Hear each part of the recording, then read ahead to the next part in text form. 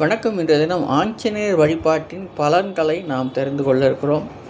வியாழக்கிழமையும் சனிக்கிழமையும் அனுமனுக்கு முக்கிய வழிபாட்டு தினங்களாகும். கிரக தோஷம் உள்ளவர்கள் புரட்டாசி சனிக்கிழமைகளில் ஆஞ்சநேயர் கோவிலுக்கு சென்று வழிபட்டால் சனியின் பிடியிலிருந்து நம்மை காப்பாற்றுவார்.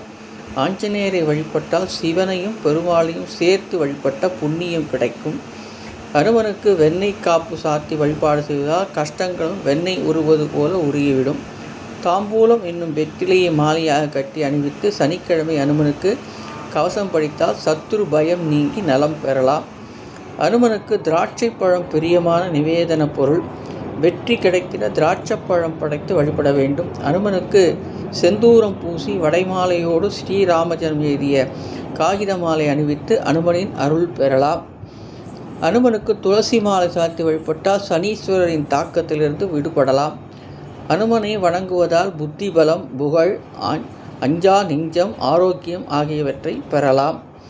திருமண தடை நீங்க அனுமனுக்கு வியாழனன்று வெற்றிலை மாலை சாத்தி வழிபட வேண்டும்.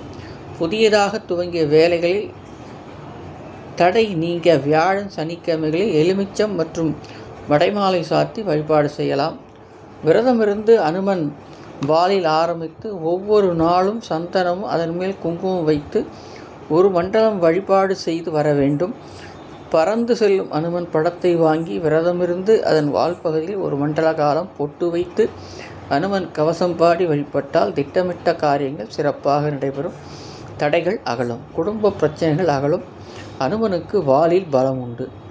முருகனுக்கு வேலில் பலம், யோக பலம் பெற்ற நாளில் பொட்டு வைக்க வேண்டும். வாலில் பொட்டு வைத்தால் நம் வாழ்க்கை பிரச்சனை தீரும் என்பதை அனுபவத்தில் கண்டு மகிழ்வீர்கள்.